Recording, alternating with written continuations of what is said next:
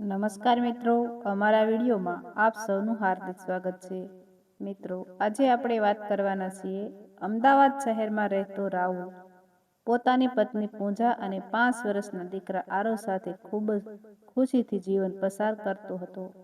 રાહુલ એક મોટી કંપનીમાં મેનેજર તરીકે નોકરી કરતો હતો. દરરોજ સવારે 9 વાગ્યે ઓફિસ જતો અને સાંજે 7 વાગ્યા પછી ઘરે આવતો. તેની પત્ની પૂજા બહારથી જોતા ખૂબ જ સંસ્કારી, ભોળી અને પ્રેમાળ લાગતી હતી. પડોશીઓ પણ કહેતા કે રાહુલને કેટલી સારી પત્ની મળી છે, પરંતુ ઘરના સારા 4 દિવાલોની અંદર જે સત્ય છુપાયેલું હતું તે કોઈ જાણતું નહોતું. રાહુલનું મૂળ ગામ બનાસકાંઠાના એક નાનકડા ગામમાં હતું, જ્યાં તેના માતા-પિતા વર્ષોથી ખેતી કરીને જીવન ગુજારતા હતા. પિતા રમેશભાઈ અને માતા શાંતાબેન પોતાના એકના એક દીકરા રાહુલને ભણાવવા માટે આખી જિંદગી મહેનત કરતા રહ્યા હતા. પોતે જૂના કપડાં પહેર્યા, 2 સમયનું જમવાનું ઓછું કર્યું, પણ દીકરાના ભણતર અને સપનામાં ક્યારેય કમી આવવા દીધી નહીં. જ્યારે રાહુલને અમદાવાદમાં મોટી નોકરી મળી ત્યારે આખું ગામ ખુશ થઈ ગયું હતું. માતા-પિતા ગર્વથી દરેકને કહેતા કે અમારો દીકરો હવે મોટો માણસ બની ગયો છે. થોડા વર્ષ પછી રાહુલના લગ્ન પૂજા સાથે થયા. શરૂઆતમાં પૂજાએ પણ સાસુ-સસરા સાથે ખૂબ જ મીઠી વાતો કરી હતી.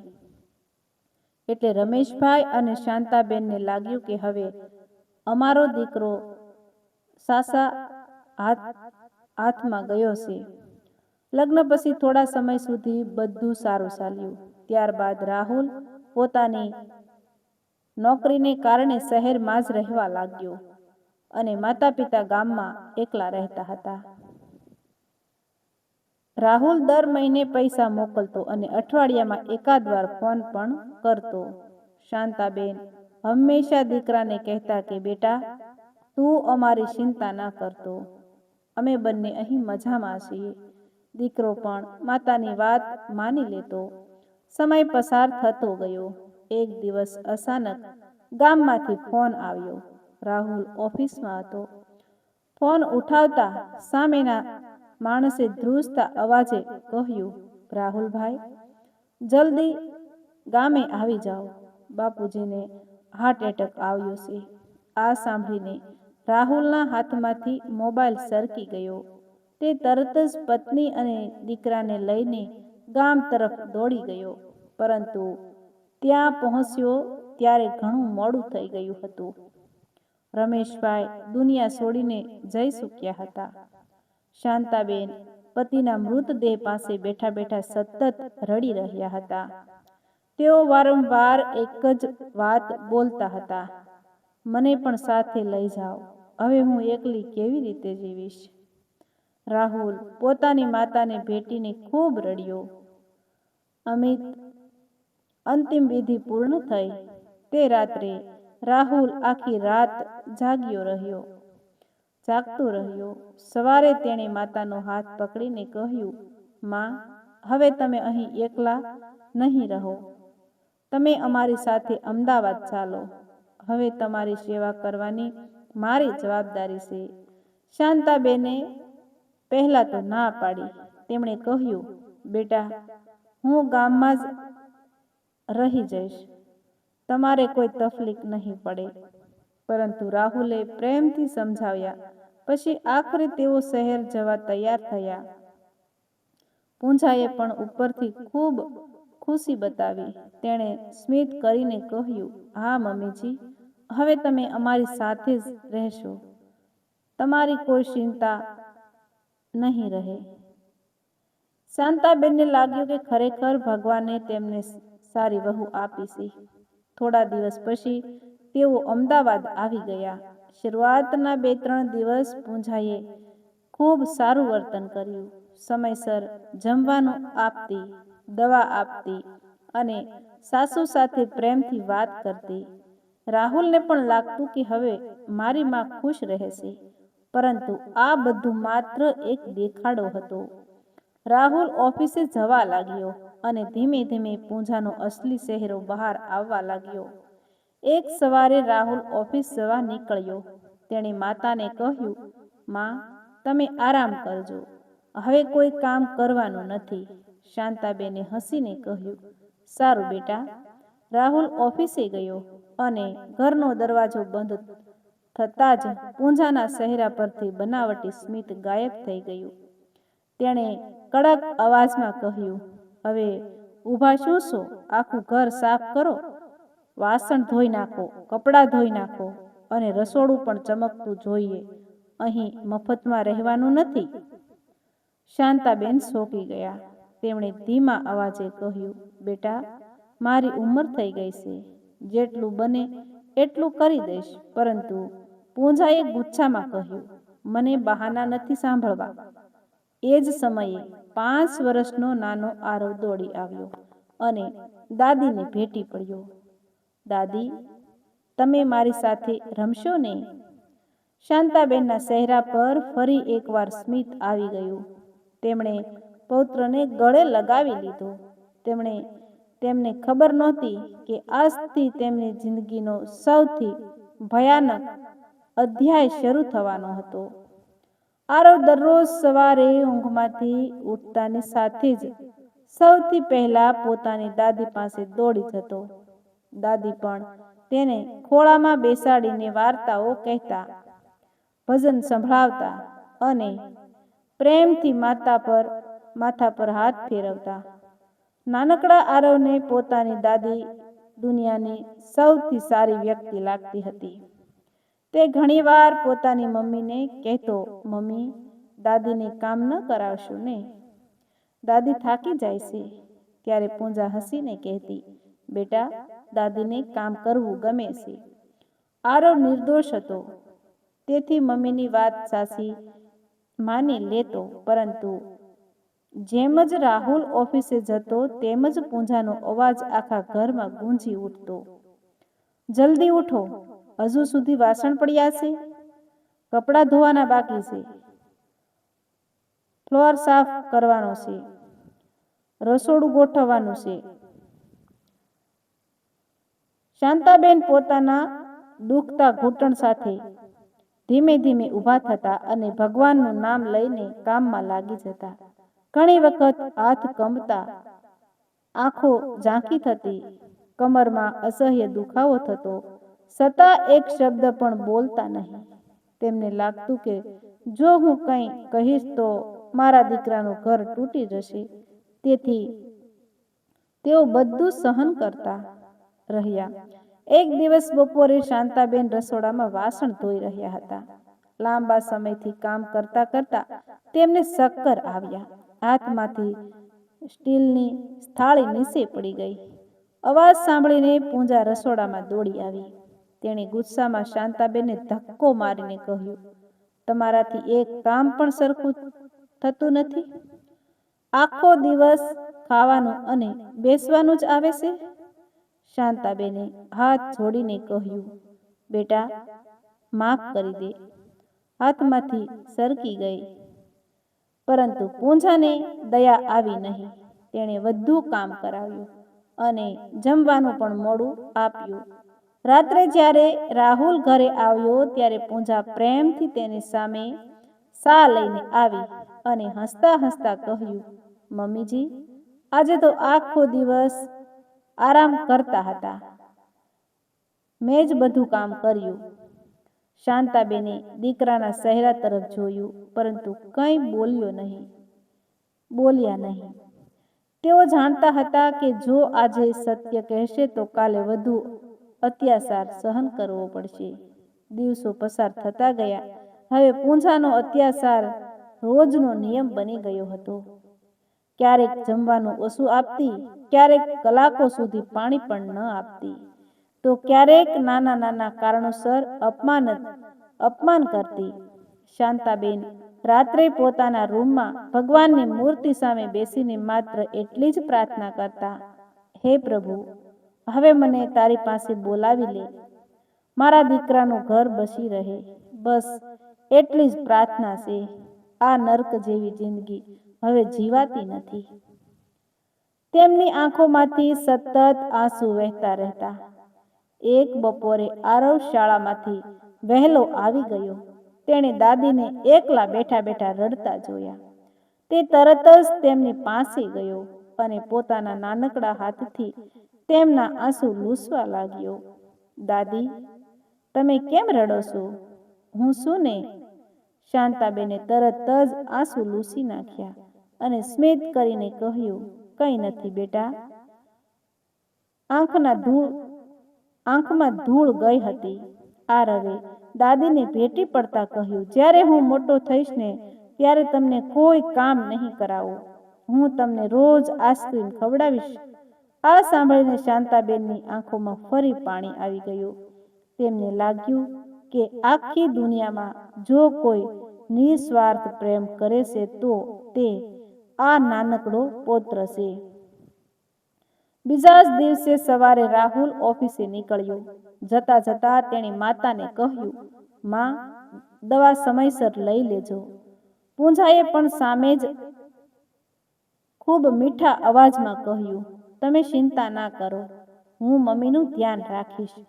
રાહુલ હસતો હસતો ઓફિસે નીકળી ગયો. દરવાજો બંધ થતાં જ પૂંજાએ રસોડામાંથી કાચનો ગ્લાસ લાવીને શાંતાબેનને પાણી ભરવા કહ્યું. શાંતાબેનના હાથ ખૂબ કંપી રહ્યા હતા. તેઓ પાણી ભરીને ફરી રહ્યા હતા. ત્યારે અચાનક હાથમાંથી કાચનો ગ્લાસ નીચે પડ્યો અને જોરદાર અવાજ સાથે તૂટી ગયો. શાંતાબેન ગભરાઈ ગયા. તેમણે તરત જ કહ્યું, બેટા, મારી ભૂલ થઈ ગઈ, હું હમણાં જ સાફ કરી દઉં છું. પરંતુ પૂંજાનો ગુસ્સો ભયંકર બની ગયો. તેણે શાંતાબેનના વાળ પકડીને તેમને નીચે ધકેલી દીધા. પછી જમીન પર પડેલા કાચના ધારદાર ટુકડાઓ તરફ આંગળી બતાવીને કહ્યું, આજે તને ભૂલની સજા મળશે. શાંતાબેન ડરી ગયા. તેઓ વારંવાર વિનંતી કરતા રહ્યા, બેટા, એવું ન કર, મને માફ કરી દે. પરંતુ પૂંજાએ તેમનો હાથ જોરથી પકડી લીધો અને કાચના તૂટેલા ટુકડાઓ પર દબાવી દીધો. એક જ ક્ષણમાં શાંતાબેનના હાથમાંથી લોહી નીકળવા લાગ્યું. દુખાવાથી તેઓ જોરથી ચીસ પાડી ઉઠ્યા. આખું રસોડું લોહીના ટીપાથી ભરાઈ ગયું. પૂંજા ત્યાં પણ અટકી નહીં. તેણે ગુસ્સામાં કહ્યું, હવે ખબર પડશે કામ કેવી રીતે કરવું. શાંતાબેન પીડાથી ધ્રુજી રહ્યા હતા, પરંતુ પોતાના દીકરાના ઘરની શાંતિ માટે બધું સહન કરી રહ્યા હતા. તેમને ખબર નહોતી કે આ ક્રૂરતા હજુ અહીં અટકવાની નહોતી. કાચના ટુકડાઓથી થયેલા ઊંડા ઘા હજુ સુધી રૂઝાયા નહોતા. શાંતાબેનના હાથમાં સતત દુખાવો રહેતો હતો. તેમ છતાં બીજા જ દિવસથી પૂંજાએ ફરી તેમને ઘરનું બધું કામ કરાવવાનું શરૂ કરી દીધું. એક હાથમાં પટ્ટી બાંધેલી હોવા છતાં વાસણ ધોવા, કપડાં ધોવા, ઝાડુ પોછો કરવા અને રસોડાનું બધું કામ કરવાની ફરજ પડતી. શાંતાબેનનો શ્વાસ ઢસી જતો. શાંતાબેનનો શ્વાસ સડી જતો, ઘૂંટણ ધ્રુજવા લાગતા અને ઘણીવાર આંખો સામે અંધારું છવાઈ જતું. છતાં તેઓ એક શબ્દ બોલતા નહીં. રોજ રાત્રે પોતાના રૂમમાં ભગવાનની મૂર્તિ સામે બેસીને તેઓ માત્ર એટલું જ કહેતા, હે ભગવાન, હવે મને તારી પાસે બોલાવી લ્યો. મારા દીકરાને સુખી રાખજો, પણ આ નર્ક જેવી જિંદગીમાંથી મને મુક્ત આપો. તેમની આંખોમાંથી આંસુઓની ધારા વહેતી રહેતી. બીજી તરફ આરવને હવે કંઈક ખોટું થઈ રહ્યું છે તેની ધીમે ધીમે અહેસાસ થવા લાગ્યો હતો. જ્યારે પણ તે દાદીના હાથ પરની પટ્ટી જોતો ત્યારે પૂછતો, દાદી, તમને શું થયું? શાંતાબેન હસીને કહેતા, કંઈ નહીં બેટા, કામ કરતા થોડો ઘા લાગી ગયો. પરંતુ આરવના નિર્દોષ મનમાં પ્રશ્નો વધતા જતા. એક સવારે રાહુલ હંમેશની જેમ ઓફિસ જવા તૈયાર થયો. તેણે માતાના માથા પર હાથ ફેરવ્યો અને કહ્યું, માં, આજે આરામ કરજો, તબિયત સારી નથી લાગતી. શાંતાબેને માત્ર સ્મિત કર્યું. પૂંજાએ પણ સામે જ ખૂબ પ્રેમથી કહ્યું, તમે ચિંતા ના કરો, હું મમ્મીજીનું ધ્યાન રાખીશ. રાહુલ નિશ્ચિત થઈને ઓફિસે નીકળી ગયો. થોડા સમય પછી પૂંજાએ આરવને કહ્યું, બેટા, તું બહાર બગીચામાં રમવા જા. આરવ પોતાના મિત્રો સાથે રમવા ચાલ્યો ગયો. ઘરમાં હવે માત્ર પૂંજા અને શાંતાબેન હતા. શાંતાબેનને એ દિવસે ખૂબ તાવ હતો. શરીરમાં બિલકુલ તાકાત નહોતી. તેઓ ખુરશી પર બેઠા બેઠા હાંફી રહ્યા હતા. પૂંજા રસોડામાંથી બહાર આવી અને કડક અવાજમાં બોલી, આજે આખું ઘર ચમકતું જોઈએ. બધા કપડાં ધોઈ નાખો, વાસણ ધોઈ નાખો અને રસોડું પણ સાફ કરી નાખો. શાંતાબેને કંપતા અવાજે કહ્યું, બેટા, આજે મારી તબિયત બહુ ખરાબ છે. મને ખૂબ તાવ છે. જો તું કહે તો હું કાલે સવારે વહેલા ઉઠીને બધું કામ કરી નાખીશ. આટલું સાંભળતા જ પૂંજાનો ગુસ્સો 7મા આસમાને પહોંચી ગયો. તેણે જોરથી ખુરશી લાત મારીને દૂર ફેંકી દીધી. શાંતાબેન જમીન પર પડી ગયા. પૂંજા બૂમો પાડતી બોલી, તારે મારી વાતનો જવાબ આપવાનો કોણે અધિકાર આપ્યો? અહીં રહેવું હોય તો કામ કરવું જ પડશે. શાંતાબેન હાથ જોડીને વિનંતી કરવા લાગ્યા, બેટા, ભગવાનને ખાતર આજે મને માફ કરી દે. પરંતુ પૂંજાના હૃદયમાં દયાનો એક ટીપું પણ નહોતું. તેણે લાકડાનો દંડો ઉપાડ્યો અને શાંતાબેન પર તૂટી પડી. એક પછી એક ઘા પડવા લાગ્યા. શાંતાબેન દુખાવાથી શીશો પાડતા રહ્યા. તેમના માથામાં ઈજા થઈ અને લોહી વહેવા લાગ્યું. હાથ, પીઠ અને ખભા પર ગંભીર ઘા પડ્યા. આખું ઘર તેમની કરુણ શીશોથી ગુંજી ઉઠ્યું. શાંતાબેન માત્ર એક જ વાત બોલી રહ્યા હતા, બેટા, મને ન માર, હું તારી માં જેવી છું. પરંતુ પૂંજા જાણે ક્રોધમાં અંધ બની ગઈ હતી. તે સતત માર મારતી રહી. બહાર બગીચામાં રમતો આરવ અચાનક દાદીની ચીસ સાંભળીને ગભરાઈ ગયો. તેણે તરત જ રમવાનું છોડ્યું અને દોડતો દોડતો ઘરે આવ્યો. ઘરની અંદરનું દ્રશ્ય જોઈને તે એકદમ સતબત થઈ ગયો. તેની પોતાની મમ્મી દાદીને નિર્દયતાથી મારી રહી હતી. દાદી લોહીલુહાણ હાલતમાં જમીન પર પડ્યા હતા. આરવ જોરથી રડવા લાગ્યો. તેણે મમ્મીને રોકવાનો પ્રયત્ન કર્યો અને બૂમ પાડી, મમ્મી, દાદીને ન મારો, દાદી મરી જશે. પરંતુ પૂંજાએ ગુસ્સામાં આરવને પણ ધક્કો મારી દીધો. આરવ જમીન પર પડી ગયો. ડરથી ધ્રુજતા ધ્રુજતા તેણે ટેબલ પર પડેલો મોબાઈલ હાથમાં લીધો. તેણે પોતાના પપ્પાનો નંબર યાદ હતો. કંપતા હાથથી તેણે ફોન લગાવ્યો.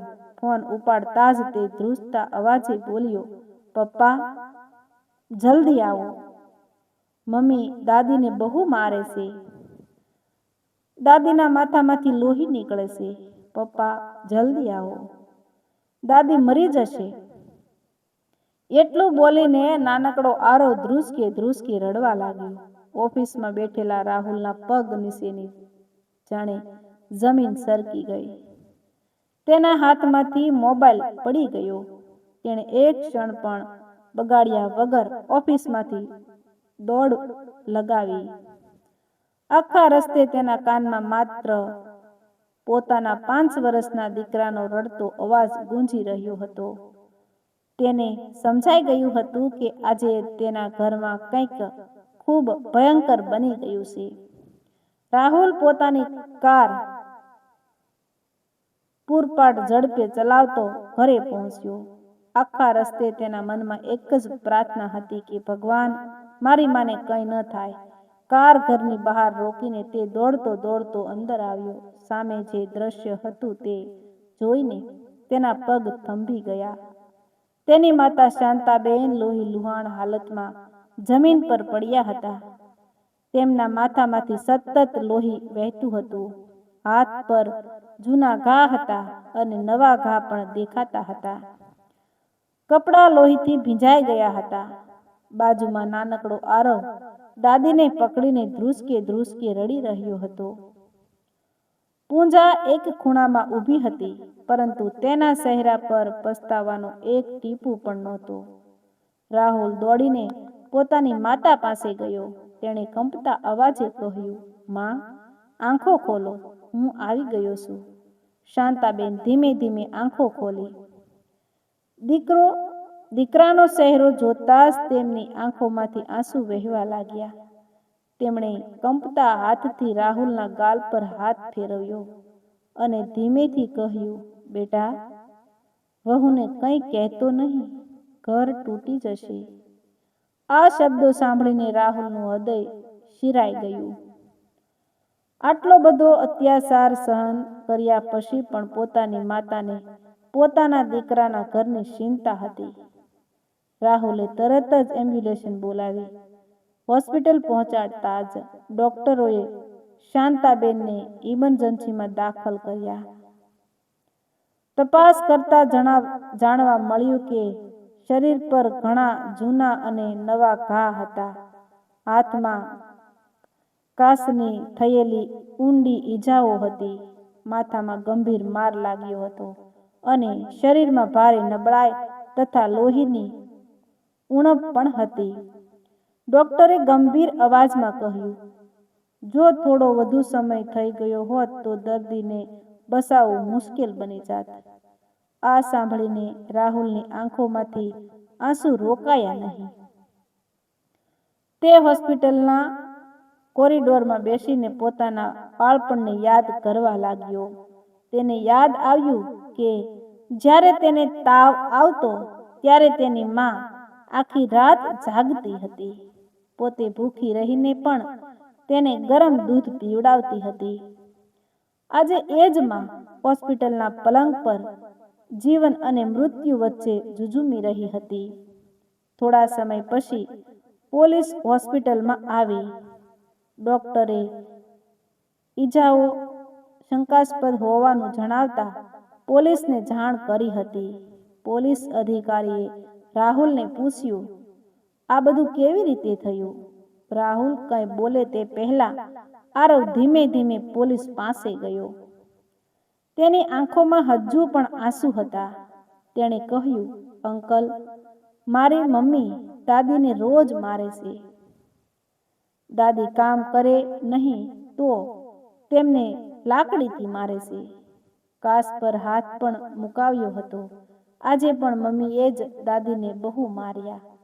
નાનકડા બાળકની વાત સાંભળીને ત્યાં ઊભેલા દરેક માણસની આંખો ભીની થઈ ગઈ. રાહુલે તરત જ ઘરમાં લગાવેલા સીસીટીવી કેમેરાનું રેકોર્ડિંગ ચેક કરાવ્યું. થોડા મહિના પહેલા સુરક્ષાના કારણે તેણે હોલમાં કેમેરો લગાવ્યો હતો, પરંતુ ક્યારેય ફૂટેજ જોયો નહોતું. જ્યારે આખું રેકોર્ડિંગ સામે આવ્યું ત્યારે તેના પગ નીચેથી જમીન સરકી ગઈ. વિડીયોમાં સ્પષ્ટ દેખાતું હતું કે પૂંજા રોજ શાંતાબેનને કામ કરાવતી હતી, અપમાન કરતી હતી, ધક્કા મારતી હતી અને કાચના ટુકડાઓ પર હાથ રખાવતી હતી. આજના દિવસનો વિડીયો તો વધુ ભયાનક હતો, જેમાં પૂંજા નિર્દયતાથી શાંતાબેનને લાકડીથી મારી રહી હતી અને તેઓ દયા માટે વિનંતી કરી રહ્યા હતા. રાહુલ આ વિડીયો જોઈને ફૂટી ફૂટી રડી પડ્યો. તેને પોતાની જાત પર ગુસ્સો આવ્યો કે પોતાની માતા આટલા મહિનાથી નર્ક જેવી જિંદગી જીવી રહી હતી અને પોતે કંઈ સમજી ન શક્યો. બીજા જ દિવસે પોલીસ પૂંજાની ધરપકડ કરીને લઈ ગઈ. શરૂઆતમાં પૂંજાએ પોતાને નિર્દોષ સાબિત કરવાનો પ્રયત્ન કર્યો, પરંતુ વિડીયો પુરાવા અને આરવની વાતો સામે તે કંઈ બોલી શકી નહીં. રાહુલે પોતાના વકીલને બોલાવીને સ્પષ્ટ શબ્દોમાં કહ્યું, જે સ્ત્રી મારી માતા પર આટલો અત્યાચાર કરી શકે તેની સાથે હું હવે એક ક્ષણ પણ રહી શકતો નથી. હું છૂટાછેડા લઈશ. થોડા દિવસોમાં કેસ પરિવાર અદાલતમાં પહોંચ્યો. પૂંજાના વકીલે દલીલ કરી કે બાળકની કસ્ટડી માતાને મળવી જોઈએ, જ્યારે રાહુલના વકીલે કહ્યું કે જે સ્ત્રી વૃદ્ધ સાસુ સાથે આટલી ક્રૂરતા કરી શકે તે બાળકને યોગ્ય સંસ્કાર આપી શકે નહીં. જજ સાહેબ શાંતિથી બંને પક્ષની દલીલો સાંભળી રહ્યા હતા. ત્યારબાદ તેમણે કહ્યું, આ કેસમાં સૌથી મહત્વનો સાક્ષી એ બાળક છે જે આ બધું પોતાની આંખે જોઈ ચૂક્યો છે. આગામી સુનાવણીમાં અમે બાળકનું નિવેદન પણ સાંભળવા માંગીએ છીએ. કોર્ટરૂમમાં એકદમ શાંતિ છવાઈ ગઈ. બધા લોકોની નજર હવે માત્ર 5 વર્ષના નાનકડા આરવ પર હતી. કોઈને ખબર નહોતી કે આ નિર્દોષ બાળક થોડા જ પળોમાં એવી વાત કહેવાનો હતો જે સાંભળીને આખી કોર્ટની આંખોમાં આંસુ આવી જશે. કોર્ટરૂમ લોકોની ભીડથી ભરાઈ ગયો હતો. દરેક વ્યક્તિની નજર આજે માત્ર 5 વર્ષના નાનકડા આરવ પર હતી.